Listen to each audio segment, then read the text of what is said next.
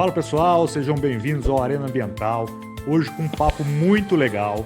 A gente vai falar sobre os desafios estruturais da agenda e diversidade no Brasil, com o especialista Guilherme Gobato, CEO do Diálogos Entre Nós. E para começar essa conversa, eu queria fazer a primeira pergunta, que é: Guilherme, como está a situação da agenda de diversidade no Brasil? Bora lá, Bruno. Primeiramente, agradecer o convite, essa conexão Brasil-África, né? A gente estabelece esse link para além do profissional, um link afetivo, né? Eu sou o Guilherme Gobato, eu sou um cara branco, autodeclarado branco, cisgênero gay, para pessoas cegas ou com baixa visão. É importante a gente se autodescrever.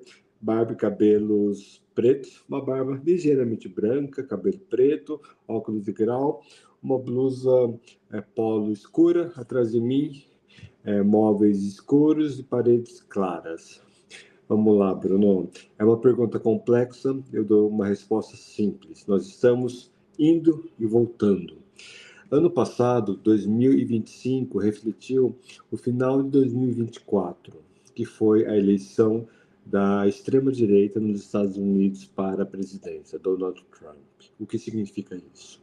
Significa que ele voltou com a corda toda para dar um backlash, para dar uma retroagida na agenda de direitos humanos. Os Estados Unidos já foi exemplo de liderança na agenda de direitos civis de Stonewall, sobre a agenda de direitos humanos para pessoas LGBTI+, na década de 60 para 70, já foi a liderança mundial sobre a defesa de direitos de pessoas negras. Martin Luther King já foi exemplo de liderança de direitos civis para a Revolução Feminina também na década de 60. Só que nós estamos, até me arrepio, se consegue ver no vídeo, só que nós estamos em pleno século XXI, ou a humanidade pisou na Lua. Eu falo humanidade porque homens e mulheres estiveram lá. Homens estiveram na Lua e mulheres fizeram por fazer, trabalhando para que estivessem lá. A humanidade pisou na Lua e há quem acredite que não. A humanidade pisou na Lua e nós estamos em pleno século XXI achando que pessoas negras, mulheres, pessoas LGBTI+, pessoas com deficiência, pessoas ainda não conquistaram direitos humanos equivalentes a outras pessoas brancas, classe média, média alta, que Donald Trump insiste em achar que são supremacistas brancos privilegiados. Então, no final de 24, ficou muito claro que 25 seria um ano muito duro, e foi. Empresas capitalistas norte-americanas passaram a retroceder em suas agendas de diversidade. Não vamos investir, vamos desinvestir, vamos desmantelar, vamos tirar a estrutura de diversidade, vamos acabar com essa palavra, vamos tirar as equipes. Isso publicamente, a gente sabe. Meta, Microsoft, as empresas de tecnologia, Meta, dona do Facebook. Então, quando a gente vê empresas de tecnologia, empresas de bens de consumo, empresas que refletem nas operações do Brasil, a gente vê também empresas brasileiras vendo um desmantelamento das agendas de diversidade aqui no Brasil, onde 56% da população negra, que forma a população do Brasil, é o país de maior população negra, Bruno e ouvintes, fora da África. O país de maior população negra fora da África. Qual o meu país? O seu país de nascença, o Brasil. Atrás apenas a Nigéria. A cidade de maior população negra fora da África é a capital da Bahia, Salvador. Então, nós temos agendas de diversidade sendo desmanteladas no Brasil. Feminicídio aqui no Brasil, Bruno, você deve ter acompanhado, está pela hora da morte. Uma garota, menor de idade no Rio de Janeiro, foi violentada por 5 homens, sendo que esses homens já tinham violentado 2 garotas anteriormente. Nós temos a taxa de maior mortalidade de pessoas trans e travestis no mundo há 15 anos consecutivos. Como é que agendas de diversidade podem ser desmanteladas se nós temos esses problemas? Eu fico perplexo como profissional de diversidade. Mas eu tenho que manter o otimismo, eu tenho que manter a toalha molhada, enxugando gelo. Eu tenho que manter. Porque essa toalha molhada enxuga também o choro, e enxuga também lágrimas de esperança. Eu choro porque eu tenho esperança, cara. Se eu não tiver esperança, eu e as minhas referências como Sueli Carneiro, como Benilda Brito, como Cida Bento, como Margarete Goldenberg, Reinaldo Bugarelli, Marta Gil, todas as pessoas referências nas áreas de humanidades no Brasil, se essas pessoas esmorecerem, eu não sei o que fazer. Então, Bruno, respondendo a sua questão, a agenda de diversidade, ela retrocedeu no passado, mas ela também fortaleceu. Fortaleceu porque a gente se reorganizou como profissionais de diversidade. A gente se reorganizou porque a gente sabe quem faz por fazer, a gente sabe que estava fazendo por meramente fazer, e a gente sabe quem fez e quem não vai fazer mais. Sabe quando as máscaras caem? E a gente está ali no meio do deserto, a gente vê aquela água, mas aquela água não é nossa. Agora a gente sabe. E é isso, Bruno. A agenda ela está andando um passo, voltando dois, mas é isso. No mundo corporativo, a história da humanidade tem centenas de milhares de anos. A gente está falando de 2 anos. Donald Trump ele vai sair do poder. No Brasil, nós tivemos uma extrema-direita antes do atual governo, de esquerda ou centro-esquerda. Nós temos alguns governos de direita na Europa. Nós passarinhos, eles passarão. E nós estaremos aqui. Ainda estamos aqui, como diz o filme. E nós vamos sorrir, Bruno, como diz o filme. E a vida importa, a vida presta. Então é isso, Bruno. Eu volto a me arrepiar, porque eu sou apaixonado pela agenda, porque eu acredito na agenda, e porque você, com esse canal, o Arena Ambiental, e eu, com o meu trabalho, a gente pode parecer que estamos enxugando gelo. Mas, como dizem no movimento negro, é importante enxugar o gelo, é importante manter a toalha molhada. Porque com a toalha molhada, Bruno, a gente sabe que a gente está trabalhando, vivendo e sobrevivendo. E dias melhores virão, essa toalha vai secar. E quando secar, o sol vai estar brilhando. E a gente vai estar lá impactando positivamente essa agenda. Guilherme, aproveitando a sua fala agora, você fez duas passagens. Primeiro, né? 2025 parece não, houve um retrocesso na agenda da diversidade. Isso é uma afirmação. E você disse que houve uma reestruturação, né, de toda de quem luta pela agenda, né? Então, eu entendo na sua fala que a extrema-direita ela fez com que retrocedesse a agenda, ok? Depois, eu gostaria que você me explicasse um pouco melhor como eles agem para fazer esse retrocesso, né? E como que ocorreu essa reestruturação, né? Em quais frentes ocorreram essas reestruturações? Vamos lá, então. Eu vou dar um exemplo americano e eu posso dar exemplos brasileiros, tá bom, Bruno? Exemplos americanos, né? Não conceder vistos americanos a pesquisadores de outros países, a universidades americanas. Não conceder recursos financeiros a pesquisas a certas universidades, que são abertas a vindas de estudantes latinos, de estudantes chineses, né? Já que a China é uma potência que bate de frente com os Estados Unidos. É um cerceamento, né, de soft power. Né? O que é hard power? É guerra, é bomba, é arma. Hard power Estou falando de relações internacionais, que é uma das minhas áreas de concentração anteriores à diversidade e inclusão.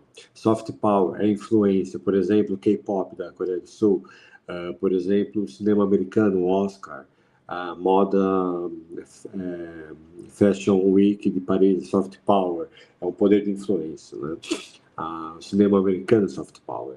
Então, quando eu considero que universidades americanas estão com problemas para receber estudantes em seus programas de intercâmbio, porque o governo americano não concede vistos, isso é um cerceamento. Então, são problemas de diversidade que o governo americano não concede bolsas, não concede vistos, ele faz com que haja leis que proíbem programas de diversidade, claramente, né?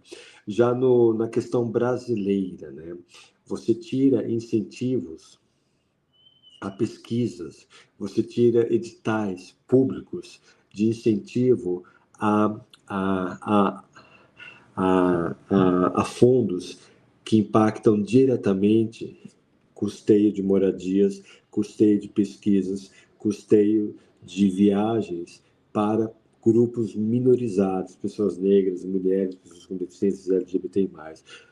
No governo anterior, de extrema de direita, não vou falar de extrema direita porque ele tentou ser de extrema direita quando teve tentativa de golpe julgada pelo Supremo Tribunal Federal. Eu não estou falando de ideologia, estou falando de política aqui. Quando teve a questão da tentativa de golpe aqui no Brasil, naquele contexto de direita para extrema-direita, nós teve cerceamento a questões de opinião pública na questão de diversidade.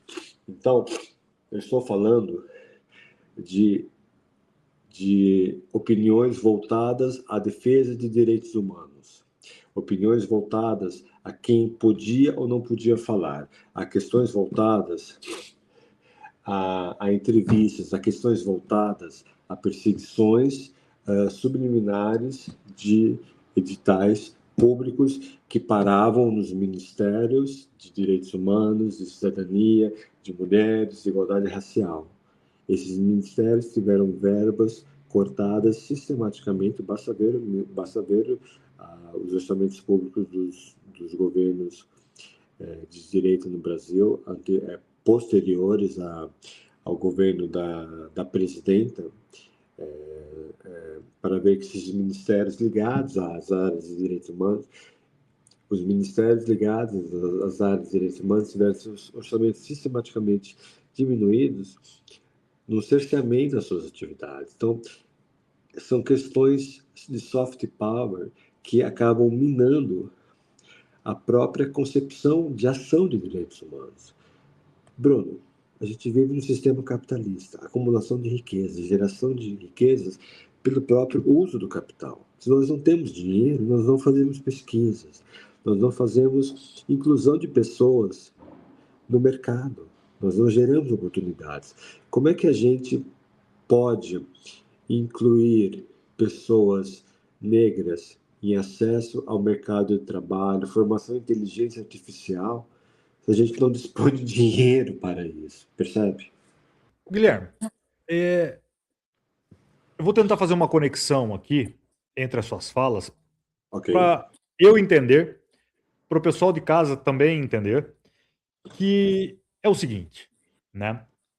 Essas grandes empresas, né, a gente entende que houve um resfriamento dessa agenda da diversidade e empresas americanas, empresas do mundo inteiro começaram a retroceder na questão dessa agenda.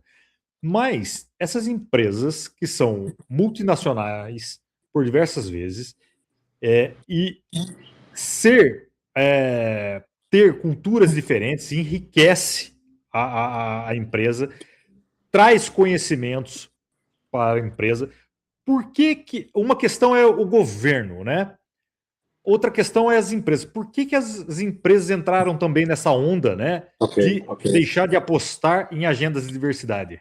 Ok, vamos lá então, Bruno. Você trouxe uma questão muito, muito boa. Muito boa. Vamos lá. Eu vou nominar algumas empresas. Por exemplo, uma multinacional brasileira, né? A Natura. Né? A Natura e o Boticário. Elas são cases, elas são empresas que anualmente, sistematicamente, a diversidade está valorizada no dia a dia delas. Basta ver o catálogo, basta ver a paleta de cores de seus produtos. Qual tom de pele, vários tons de pele. Elas entenderam Natura e Boticário. E a Natura comprou a Avon, que é americana, norte-americana, já há anos. A Natura comprou uma empresa australiana. Eu esqueci o nome daquela empresa australiana de cosméticos. Enfim, a Natura é uma empresa global. Já era global, né? Porque tinha Natura na América Latina. A Natura e o Boticário entenderam que a paleta de cores de suas make-ups, de suas maquiagens, tem que refletir a diversidade do mercado brasileiro. Sabe, você tem ideia, Bruno, do quanto a população negra movimenta de consumo? Em 2019, movimentou 1,3 trilhão de reais. 1 trilhão e 3 bilhões de reais de consumo. Tinha expectativa de movimentar 2 trilhões em 2020, se não fosse a pandemia. Recuperou para hoje 2,5 trilhões em 2024. Dados do Instituto Locomotiva. Então, se você não olha para esse mercado de consumo, você está perdendo dinheiro. Natura e Boticário entendem perfeitamente. Vale, a companhia Vale, de minérios, exporta para a China, exporta para os Estados Unidos. Tem operações no Canadá, nos Estados Unidos, operações base de minérios. Tem operações, acho que na Hungria, Romênia, por aí vai. Ela tem que ter diversidade estampada nos minérios? Não muito. Ela tem que ter diversidade voltada para seus funcionários? Tem.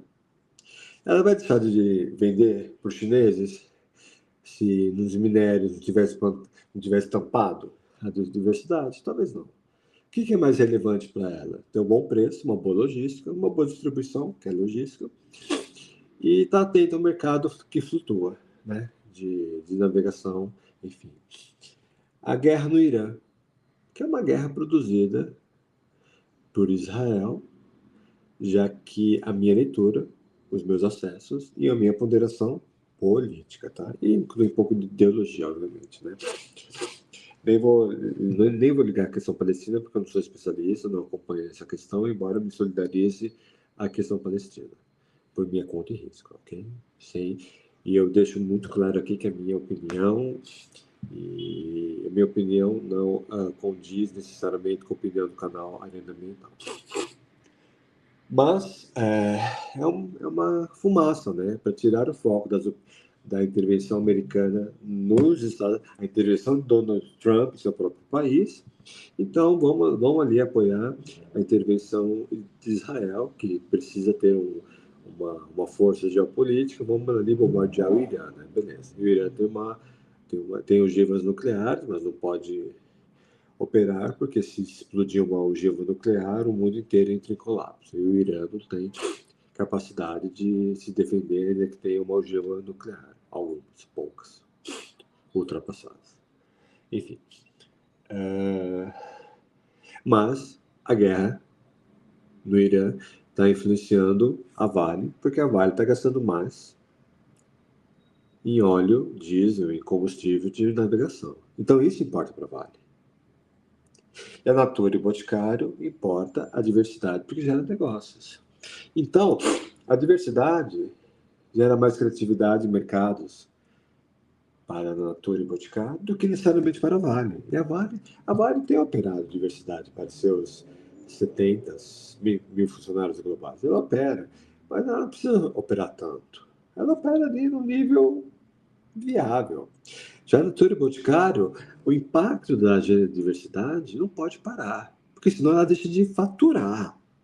Imagina, uma base, aquela base que corrige as imperfeições da pele da década de 80, Mulheres negras saíam com a cara branca, ô Bruno. Diferentes tons de pele. A mulher negra de pele escura saía com a cara branca, parecia uma assombração. Não dava, cara, não dava. Usava meia calça que, é, que, que era um tom de pele igual o meu, não dava, cara.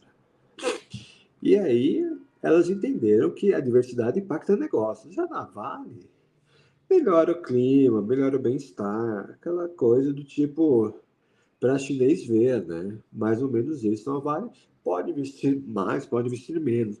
Não estou falando que a Vale não investe, mas tipo a Vale. As empresas americanas percebem se valem.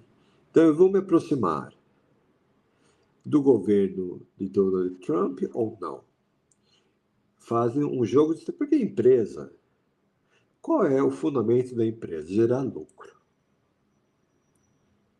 Sistema capitalista, Bruno. Gerar lucro.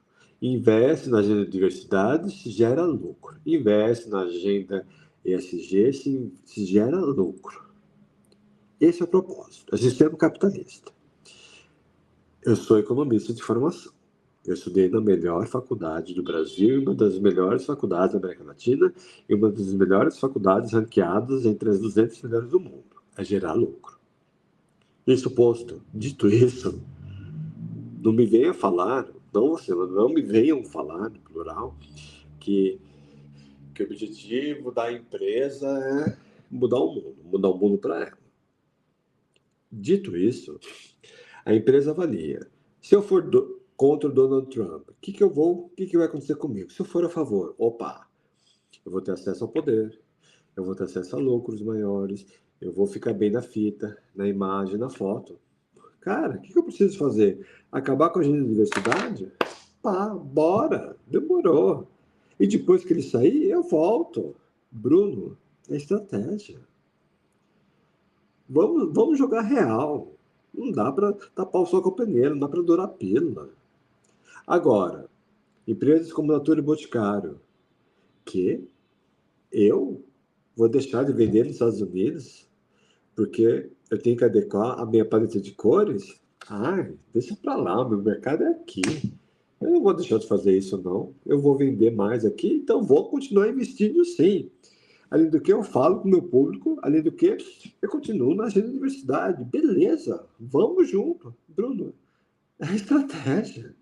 É isso, meu amigo. É, é o triple bottom line. Não dá para não ser. É retorno acionista. Se não gera lucro, a empresa não existe. É isso, amigo. Ô, Guilherme, agora, olha, eu escutei muito atentamente e, e aí talvez eu vou fazer uma pergunta aqui, né? Sair um pouquinho Ok. do tema, mas depois a gente volta, que eu compreendi o que você disse, mas eu queria lembrar de um ponto, né? Que se falam muito e todas as empresas demonstram os resultados anuais de ESG Ok. e para mostrar, né, resultados ESG, muito se passa pela agenda de diversidade. Uhum. E aí, pelo que você disse, né, algumas empresas, ok, né, é lucro, eles querem saber do lucro, mas o governo que lá está, um dia não estará, né? Ok. Não cabe a população, né, as pessoas,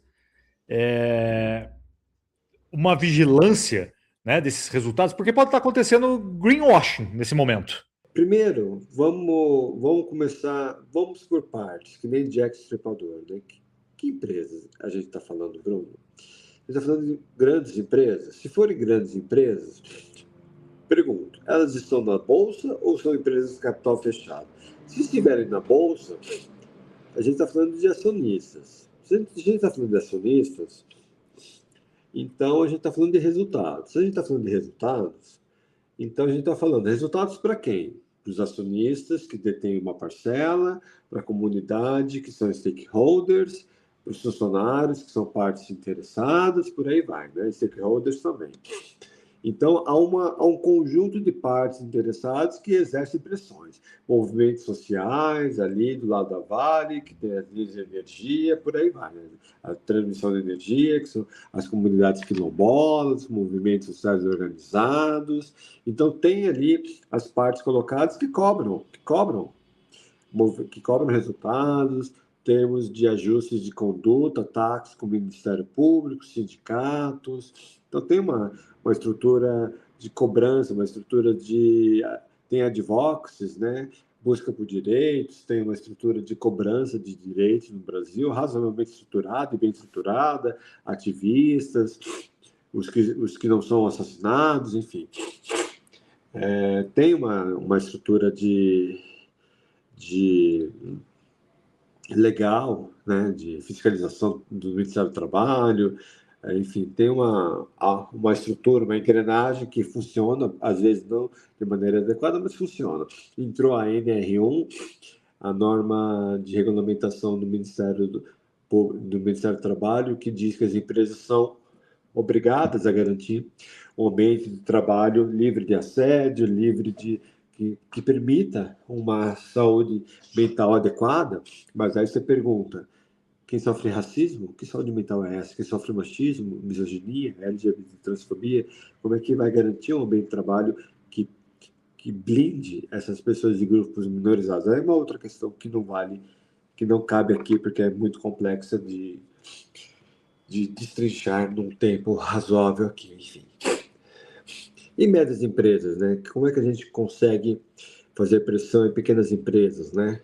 Tipo um Reclame Aqui, o www, ir lá, reclamava, bater boca com o cara da esquina. São várias esferas de poder, processo civil, pequenas causas, médias empresas denunciar na internet, buscar informações, tem muita questão de visibilidade nas redes, usar a câmera do seu celular, influencer. Então, Bruno, quando a gente fala, como é que a gente faz para cobrar as empresas a entregar o que minimamente elas prometeram em termos de benefícios sociais, de governança e ambientais, a COP, né, que foi, na definição, um desfile de Faria Limers em Belém do Pará, né, com árvores de plástico embelezando Belém do Pará, né? Olha que absurdo. Faria Limers, para quem não sabe, a Avenida Faria Lima é o centro financeiro de São Paulo, que é a capital financeira e turística de negócios no Brasil, né? A Avenida Faria Lima. Para quem não é do Brasil, Avenida Faria Lima. Né? Então, prédios espelhados, carros importados, enfim. Faria Lima, Faria Limers, né? Os habitantes de negócios da Avenida Faria Lima. Só que aí, Bruno, pega uma coisa, né? A gente está falando de um país, um abismo social, que a gente tem que matar alguns leões por dia. E aí eu percebo que como é que a gente vai cobrar as empresas se a gente tem que cobrar o governo também a entregar o mínimo, entregar o princípio do início e do começo de uma saúde adequada, uma educação adequada, um trabalho adequado, o emprego adequado, o transporte adequado e por aí vai. Eu posso não estar no dia mais otimista, mas há estruturas de cobrança no Brasil, né? Ministérios públicos do trabalho, do emprego, da renda, da moradia. Então, cobrar as empresas é fazer com que haja coação, coerção, o que foi o desastre de Brumadinho, o que foi o desastre das barragens que se romperam aqui no Brasil, Bruno. São coisas assim absurdas. A gestão de crise. Então, aquilo acho que diz muito sobre o que uma empresa chamada Vale acredita que a vida das suas pessoas e das pessoas que estão ali na comunidade vale na realidade. Você compreende a gravidade do que é cobrar direitos no Brasil, Bruno? Se empresas que já investem publicam em seus relatórios o que elas fazem, imagina empresas que não fazem tanto e douram a pílula. Como é que a gente vai poder entender, numa linguagem de relatório de atividades, relatório integrado e por aí vai, o que são palavras rebuscadas? Quem acessa isso? Para quem acessa isso, Bruno?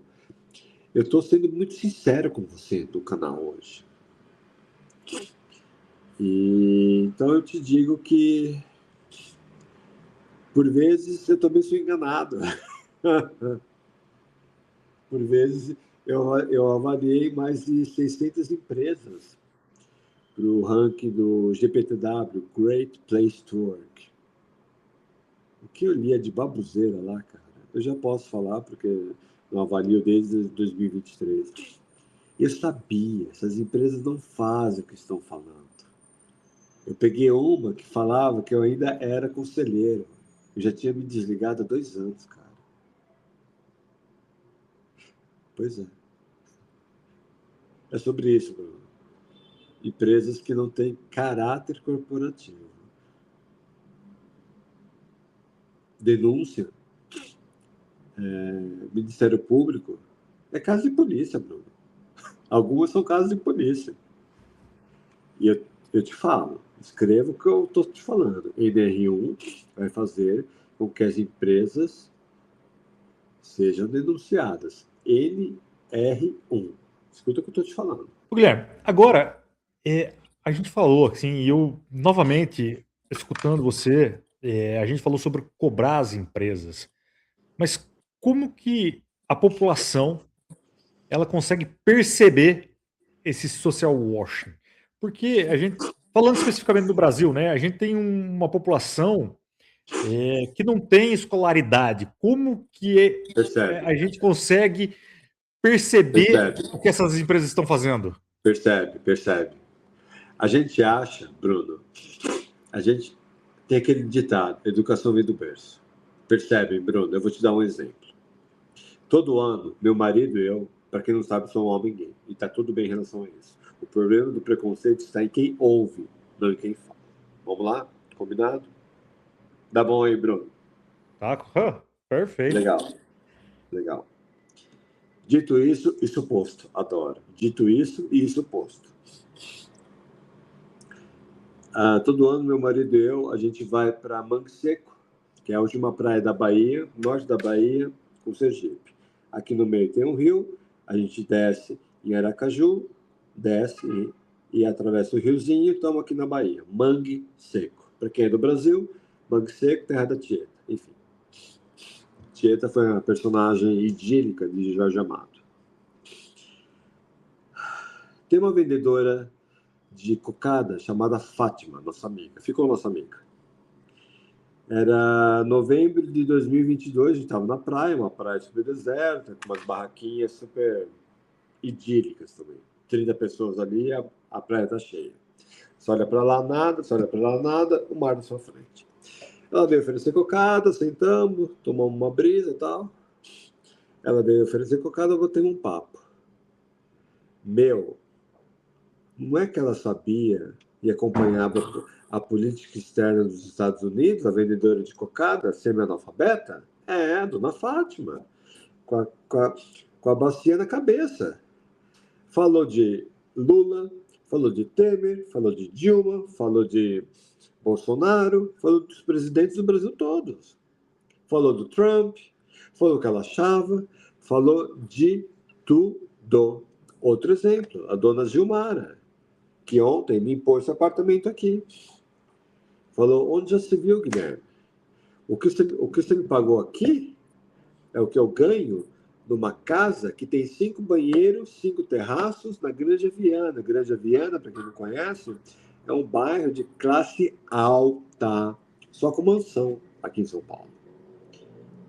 5 banheiros, para quem não sabe, é uma puta casa, uma tremenda casa, desculpa a palavra, uma tremenda casa, uma mansão. E esse apartamento aqui tem um banheiro, 45 metros quadrados. Uma tremenda casa, uns 300 metros quadrados. Vocês percebem? E ela não falava a palavra gay, a moça de ontem, falava a palavra homossexual, que é um nível, ela tinha letramento é saber o que se fala. Então, quando a gente acha que humildade, que na verdade classe social não está atrelada a saber as coisas, a gente é ignorante. Bruno, eu assumo que eu e você, nós somos ignorantes, cara, porque a gente ignora muitas realidades. Eu assumo e eu trago você comigo, porque a gente vai acessando classes sociais, e a gente se distancia de uma base social que vê TikTok, que vê Instagram, que vê os videozinhos e vai tomando opiniões, vai falando, nossa, esse Trump aí é doido, esse presidente aí é maluco, aquele cara ali não bate bem. Eles formam opinião, Bruno. A gente acha, porque o Brasil não é isso. O meu Brasil é isso, cara. Eu conheço esse buraco do Brasil. O Brasil do Brasil é o cara que conserta meu fogão, a minha máquina. É o cara que pinta a parede. É o cara do iFood, do Queta Food. A Queta, né? Que é aquele. É o maior delivery de comida do mundo, entrega em 33 minutos em São Paulo. Esse é a propaganda. iFood do Brasil, Uber Eats. Aquele é o Brasil de verdade, que entrega comida, que não deixou com que muitos da classe média e média alta não deixou que passasse fome na pandemia, porque tinha a moto para trazer comida. Aquele é o Brasil de verdade. Aqueles sabem o que pega e o que não pega. Então, Bruno, respondendo a sua pergunta, esse pessoal sabe distinguir o que é uma política pública de verdade, o que é uma Bolsa Família, o que é um atendimento bom numa UBS, Unidade Básica de Saúde, que é o pronto-socorro, da maior rede hospitalar pública gratuita do mundo. Seja bom ou não bom, o Brasil tem a maior rede hospitalar pública gratuita do mundo, Bruno. Qualquer pessoa do mundo pode vir aqui ao Brasil que vai ser atendida. Só com base no documento de identidade, qualquer que seja. Cara, fala sério. Isso funciona. Sistema de vacinação. Então, essas pessoas sabem o que é. Compreende? Guilherme, eu queria fazer uma pergunta. O que é, qual é o conceito de agenda de diversidade? Agenda é uma questão de planejamento, é uma questão de 1 de janeiro a 31 de dezembro, por exemplo. Diversidade, vamos fazer um passo atrás. Diversidade são as diferenças que nos unem. O diverso. O que é o diverso? É o diferente. É você e eu. São 8 bilhões de diversidades humanas. É o que nos forma. Formação social, formação biológica, formação natural. Por exemplo, quando a gente se depara num recife de corais, nós vemos cores, formatos, formas vivas, formas não vivas, pedras, corais, peixes, diversas cores, um ecossistema natural, uma biodiversidade marinha, biodiversidade, diversas formas, diversos formatos, diversas vidas. Quando a gente traz para a diversidade de uma floresta, diversos tons de verdes, numa samaúma, aquela árvore gigantesca da floresta amazônica, vivem centenas de milhares de insetos, centenas de aves moram numa samaúma. Quando derrubam aquela árvore, uma biodiversidade é morta. Então, diversidade é um conjunto de características que nos tornam únicos no mundo. Há um único Bruno, um único Guilherme, uma única Juliana, uma única Bruna, uma única Maria no mundo. Para além da formação biológica, a formação social é uma construção social, é uma construção histórica. Isso é diversidade. É o nosso DNA. Então, há 8 bilhões de diversidades humanas. A agenda da diversidade é o planejamento tático estratégico da empresa. O que nós vamos trabalhar? Quais grupos minorizados vamos trabalhar? Minorizados, não minorias, minorizados são os grupos de restrição de oportunidades. No Brasil, pessoas negras pelo racismo, mulheres pelo machismo e misoginia, pessoas com deficiência pelo acesso restrito de oportunidades, pessoas com LGBTI+, lésbicas, bissexuais, gays, travestis e trans e outras identidades e orientações, e pessoas de gerações acima de 50 anos, grupos minorizados. Então, quais grupos vamos trabalhar, de que forma vamos trabalhar na agenda, em quais meses, de que forma, vai ter estrutura, vai ter orçamento. Então, a agenda de diversidade é todo o planejamento de como nós vamos trabalhar ao longo do ano, dos anos, esses grupos de diversidade, basicamente. É isso, Bruno. Guilherme, aproveitando sua experiência, eu queria que você trouxesse para gente, dentro dessa agenda de diversidade, o que é inclusão, o que é equidade e o que é justiça social, e se você pode também trazer outros conceitos. Diversidade eu falei, inclusão, então, diversidade são as diferenças que nos formam, inclusão é como nós acolhemos essas diversidades, como nós incluímos, como nós fazemos com que essas diversidades sejam abraçadas, valorizadas. Isso é inclusão. Equidade são os acessos a essas diversidades. Por exemplo, aqui é uma parede em sociedade. Tem uma pessoa alta, uma pessoa baixa. Aqui é a parede. Se eu dou um mesmo banquinho, a pessoa alta está vendo o jogo. A pessoa baixa não está vendo o jogo. No mesmo banquinho. O que eu faço?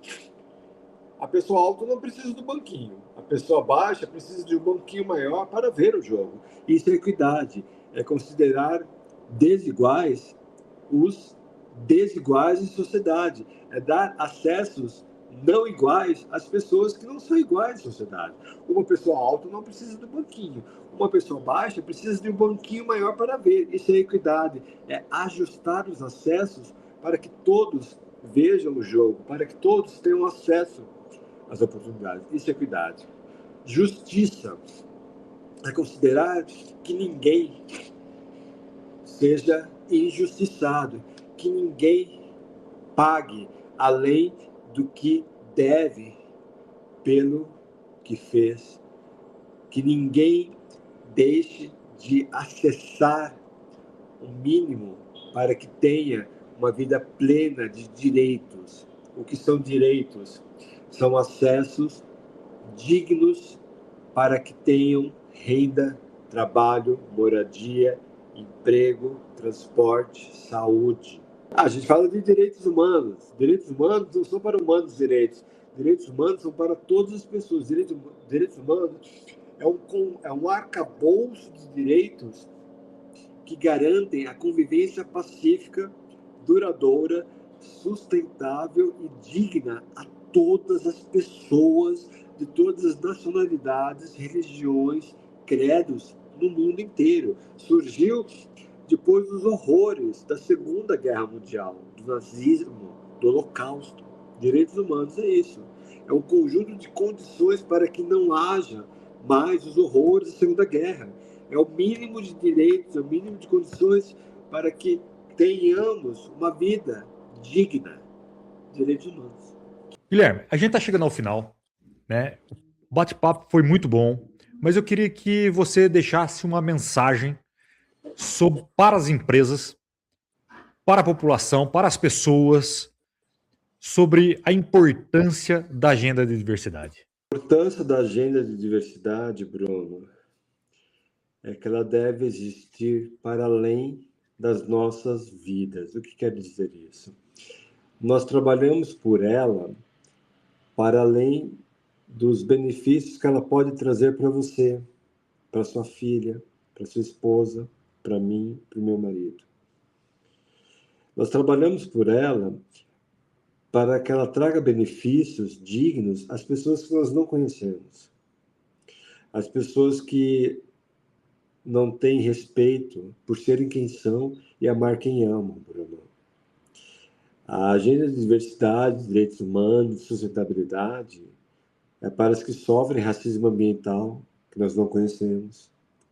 É para as que sofrem machismo, feminicídio, assédio, LGBT transfobia, etarismo, e nós não conhecemos nem vamos conhecer, Bruno. Porque se nós sofremos isso e sofremos calados, é para nós não temos como lutar. E novamente, parafraseando o filme Ainda Estou Aqui, I'm Still Here, nós vamos sorrir e a vida presta. Esse backlash vai passar, a gente vai avançar, nós não vamos desistir, a toalha vai continuar molhada, tá tudo bem em relação a isso, o sol vai vir, vai secar as toalhas e a gente vai continuar incluindo, a gente vai continuar aqui, a gente não desiste, Bruno. Porque eu faço isso pela sua filha, que eu não conheço, talvez eu nunca vou te conhecer pessoalmente, eu não preciso te conhecer, Bruno. Eu não preciso conhecer sua filha, Bruno. Eu estou trabalhando pela sua filha, Bruno, para que ela viva num mundo em que haja menos machismo. O machismo vai continuar existindo, Bruno. Mas eu quero que a sua filha, de 8 meses, eu quero que o meu sobrinho de 17 anos, que já tem orgulho de mim, por ser um homem gay, ele ama o meu marido. Se eu terminar com o meu marido por algum motivo que seja, ou não estiver com o meu marido, meu sobrinho infarta. Eu trabalho por ele, pela sua filha, para que eles vivam num mundo com menos preconceitos. Eu acho que esse mundo está mudando, Bruno, mas ele, assim, eu tenho que achar, porque do contrário eu não faço o que eu faço. Então é isso. Que a gente se reconecte com o nosso lado humano, que a gente possa sorrir e que a gente possa viver para além de sobreviver. E que essa live no Arena Ambiental seja o sobreviver humano. É isso, Bruno. Eu te agradeço muitíssimo pelo convite e quero te receber no meu LinkedIn, tá? Tá público o convite. E te agradeço muitíssimo pelo afeto, pela generosidade do convite. E vida longa ao Arena. Um grande abraço e um beijo a você e a todos que despenderam tempo e a atenção e o afeto à audiência. Guilherme, quero agradecer demais sua presença. Você já se despediu, mas eu quero deixar aqui uma mensagem que nós somos todos seres humanos e ninguém, pelo menos da minha parte, está sozinho, né? O canal Arena Ambiental ele está aberto para que as pessoas tragam informações, conhecimento ou possam difundir conhecimento. Então, sintam-se todos acolhidos e vamos difundir conhecimento que é importante para esse mundo. Guilherme, muito obrigado. Espero contar com você para próximas conversas. Tá bom aí. Tchau. Até mais. Fica com Deus.